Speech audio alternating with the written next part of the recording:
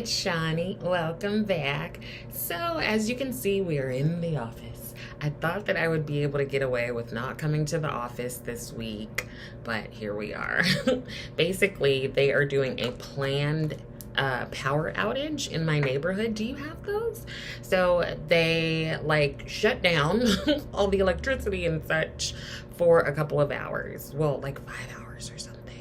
So sometimes they're done earlier, but I couldn't take the chance because I have a full day of clients. Like I won't be done until like 5 or 6. Yeah. So, and the thing is, everybody's virtual. So I try to basically only come to the office when I have people coming in person. So this was not planned, but here we are. So we are going to do a getting ready with me at work. And I know the last one was intense, so we're gonna have fun today. Okay, so, let me read you something. Have you ever met someone new and noticed a few things that make them seem smarter than they appear? Well, a Reddit user, because it's Reddit, so you know it's like evidence-based. What's a dead giveaway that someone is smarter than they let on? And the answers are interesting. I want you to know how you feel about these in reference to me, okay? So take note. There's quite a few of them. While we do that, let's start getting ready. I actually brought some shades from the Hindash Monochromance and Butopsy palettes. I have them in this kit pack. I had depotted them like a while ago and I put them all in a magnetic palette together, and I noticed that I was using them more that way since they were depotted. But then recently I was like, I haven't used that in a while, so I wanted to use some of the shades to see if I'm going to keep them or the palettes or declutter them. Oh Jesus, why is this thing so hard to open? So let me grab this concealer from NYX. This is the Can't Stop Won't Stop concealer. I'm just going to use that as an eyeshadow base. Okay, so the first one is like people who are smarter than they look. They gather information before making a judgment. Also, they listen more than they talk. You guys, that's me. Hello? Like, first of all, I'm known for my non-judgmentalness. For real, like that is one of my goals as a therapist, for people to experience me as non-judgmental. Not that I won't like challenge folks and like, you know, like question some of their behavior and certain things if it's going to be harmful. But I really take pride in being someone who is non-judgmental and who is very welcoming to everyone. So I think that actually shows in my clinical work, because I get a lot of people from marginalized communities. So I get a lot of people of color, but I also get a lot of queer folks. I get a lot of religious minorities. Like I could just get a lot of people where I think they're used to like judgment or non-welcoming spaces, and I really like try to provide a safe space for everyone. And like the best compliment I've ever gotten from various clients is that they experience me as non-judgmental, and this is without me asking. So it's just really something that I strive to do. There's this sort of therapeutic approach that talks about unconditional positive regard. So really it's something that I have tried to do since grad school, where I just like, you're not gonna disappoint me. I'm not gonna like put you down for anything. You're just gonna be safe and welcome in this space, but we gonna still work, you know? So I'm known for being non-judgmental, and I'm also known for being very honest. So I'm just saying, this is me. Number 2, they are comfortable and confident enough to admit when they didn't know something, but will look it up. Child, I will always look something up. If I don't know it, I'm gonna say, oh girl, I don't know that. And let me go look it up though. So I feel like, again, that is me. Like, come on. That's totally me. I don't know everything in the world. Like, I definitely have to look stuff up a lot of the times just to figure out WTF, what is happening. So I think, just gouged it. I think I'm gonna go in with this shade here. It was probably a much easier way to do that. And these are all matte, so I didn't really think about it. I didn't know, you know what? I was gonna put a shimmer in here, but I couldn't fit it. So I was just like, whatever, so I'm just doing all matte look. This is a really light color, so we're gonna have to build it up quite a bit. Why don't I ever bring a mirror? Okay. Number 3. They say no often in the interest of their goals. They have a large toolbox, both figuratively and literally. Well, I have a little toolbox. As having the right tool makes all the difference in terms of time to resolution. They tend to read often, not one thing, but several things, or have some experience doing many things, many different things. This gives a really well-rounded perspective.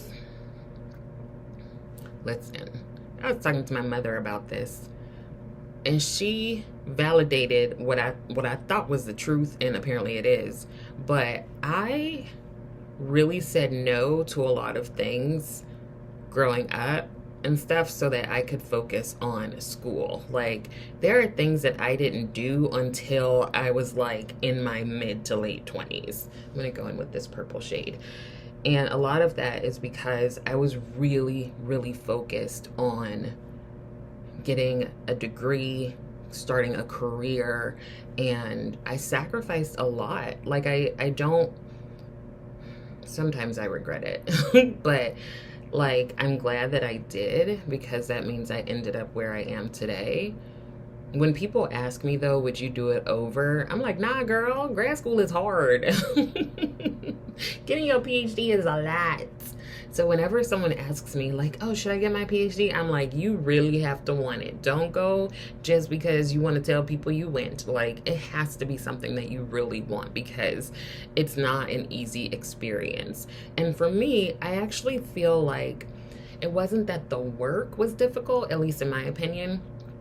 It was that, like, life is still happening and you're a student, you're a grad student, juggling all these things. You don't have any money, your friends are in their careers, and you're just still walking around with your backpack.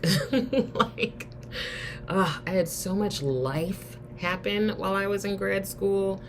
Just so many major life events, many of which were like, they could have been debilitating, but I still had to go to class. Like, I had one of the most like hurtful and impactful things happen to me in grad school, and like, that was a semester I still got a 4.0, like, because I had to just keep going. Okay. Number 4, they remember small details about things and people and are able to use that information in a productive way to further their goal. Memory is important, but knowing how and when to use facts that people have only said maybe once so shows flexibility and adaptive intelligence. My clients will be surprised when I remember random things that they said or random people that they mentioned. So I'm just saying, I remember small details about stuff, and I'll bring it up to you at a later date. That's why when people I've dated have been like, I didn't say that, I'm like, actually you did, and you said it at like 3:04 p.m. on Tuesday the 9th. Like, I remember. So that mess, when people be trying to gaslight me, I'm like, that's not true. That's not true. Someone used to like gaslight me all the time, and it made me feel so confused, because I'm like, I know that's what they said, or I know that's what I did or did not say. So yeah, I know people like to use the term gaslighting a lot now, but don't let nobody gaslight you. Number 5, they're funny. Fast thinkers come up with great jokes on the spot. Have you watched my videos? I'm hilarious.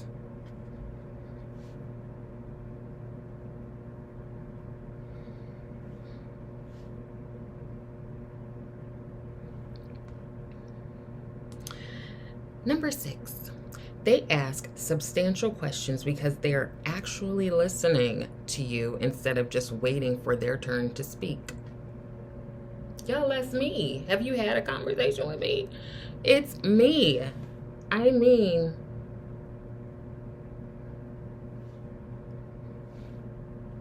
I often tell people like about listening things, like active listening and actually listening, not just hearing, is important, because we often are just waiting for somebody to finish what they're saying so that we can be like, but, you know, like you're already thinking about what your response is going to be. And so that means you're not actively listening to what the person is saying. Number 7, they admit when they're wrong. Now, this was something I had to learn, but I am much more comfortable with it. I can say, I understand your perspective. I was wrong. But child, ooh, child, that's been hard, especially with cisgender heterosexual men. I never want them to be right. But I can definitely admit, you know, I can say I'm sorry. I might not want to. And there might be a part of me that's like, whatever, but I will say it. That I did have to really practice, though. I'm just using the same 2 shades, y'all. Number 8, sarcasm. Manipulating information on the fly is surprisingly difficult. Sarcasm is like manipulating information in sepia tone. You're making a point while throwing a negative filter over it, a bit like writing on a mirror with rotating handwriting. That takes more smarts to get the same point across and not miss a beat. Where I have something in my office that says sarcasm is just one service that I offer. But let me tell you something. There are some people who get so angry at sarcasm. Again, cisgender heterosexual men. And I've had people be like, you're a smart ass. And usually I'm like, well, actually I'm smart and I have a nice ass. They don't get that either. I'm sarcastic. I don't know how, like, not to be. I'm being sarcastic right now. They don't argue when it is obvious that someone they are talking to cannot be convinced of alternative. Hold on, girl.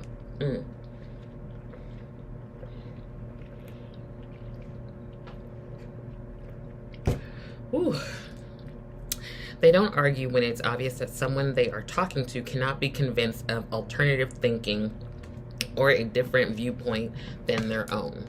That's pretty true. If we're talking and you're just like doubling down on what you have to say, I'm just like, okay. And that's it. That's it. That's the end of the conversation. I'm not going to say anything else. And I tell people I'm not going to say anything else. That's fine. It's okay. Now, if you're being an idiot, like you're being racist, bigoted, misogynist, patriarchal, I'll still argue with you because you're wrong.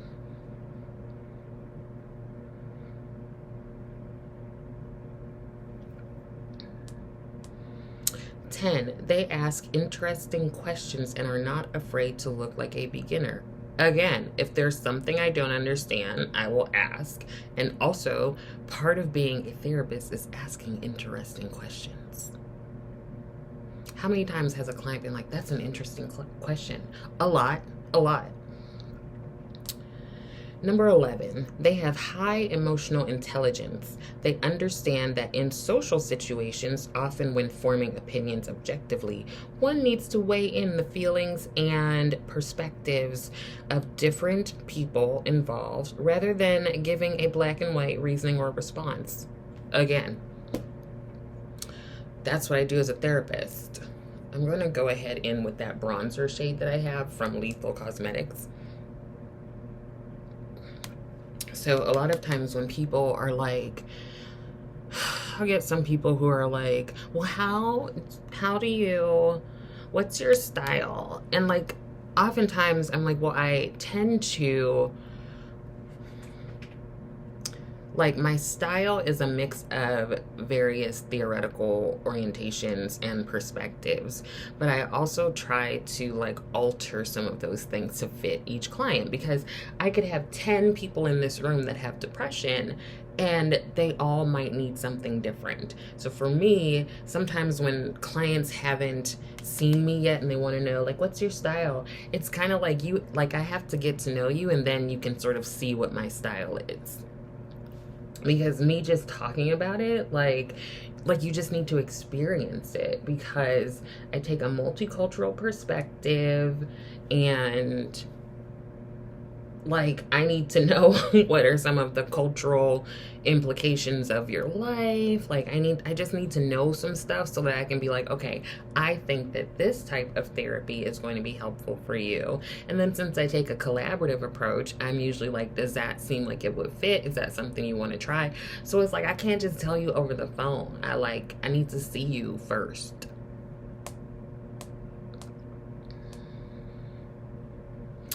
Number 12, they'll always add counterpoints or arguments against whatever they're saying.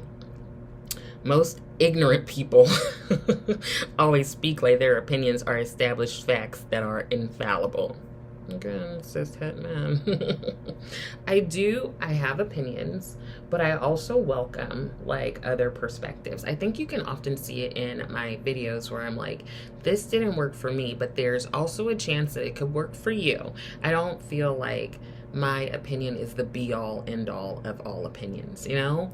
Like, I like to listen to other perspectives. I also do it with my clients. I'll be like, this is how I'm seeing it, but I'm wondering if that fits for you, or I'm wondering if that feels like, does it resonate with you? And clients are free to say, no, girl, that's not what I was thinking. And I'm like, okay, girl, what was you thinking then? 13, here is a good one. Asking questions in a dumb-sounding way shows that they understood something a lot better than most people. This person had a friend in nursing school who pretended she was dumb. It took me a few months to realize she was smarter than most people there.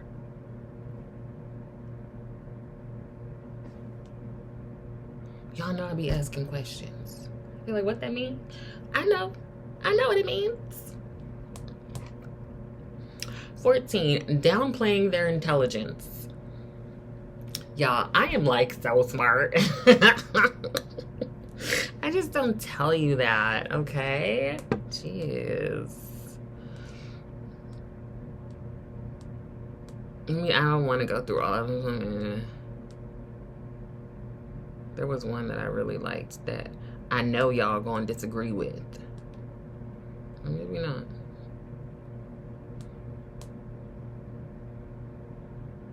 Okay, when their conclusions are challenged, they happily expose their thought process for you, laying their decision-making process out in plain terms and inviting you to pick it apart. I do that all the time. I'm like, well, let me tell you my thought process. Look at how natural that comes out of my mouth, because I say it all the time. They pick up quickly on things and are observant of their surroundings. This is the one I thought maybe y'all would kind of like disagree with, because obviously they're talking about a sense of direction. That's the one thing that even I might take some umbrage with. I don't know that I am observant of my physical surroundings. I don't know that I can say that about myself in like 90% of my interactions, but there's a 10% where I am. And mainly, because I'm going to explain to you my process, mainly I think it arises when I'm supposed to follow some sort of driving or walking directions. That's not one of my strengths. It's not in my practice. Every time somebody new is coming to my office, I'm like, child, use Google or Apple Maps because I'm terrible with directions and I don't know how to tell you to get here. I feel like that is me recognizing that I am not like the best at something, being honest about it, looking it up, and being okay with saying that I'm a beginner. Like, I have for a while now, I've been like, I'm not the best at following or giving directions. So I feel like we could turn this one around because I can pick up quickly on social things. I just can't pick up quickly on directional things. Sue me.